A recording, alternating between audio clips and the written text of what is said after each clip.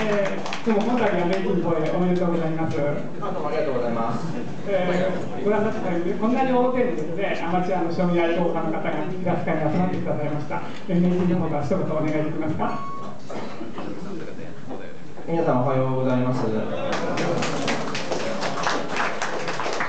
今日は本当に雨の中にもかかわらず、こんなにも大勢の方にお集まりいただきまして、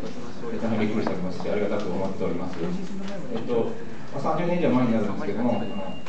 私が将棋を覚えたのは七夕の時期でして、子供の頃にはこういうような大会によく出ておりましたので、今日は非常に懐かしく感じております。今日来てみて改めて感じたんですけども、平塚市は大変文化に対して理解のある土地で、これからますます将棋が盛んになっていくんじゃないかということを改めて期待を強くしました。この後、審判長の挨拶がありますので、私からあまり長く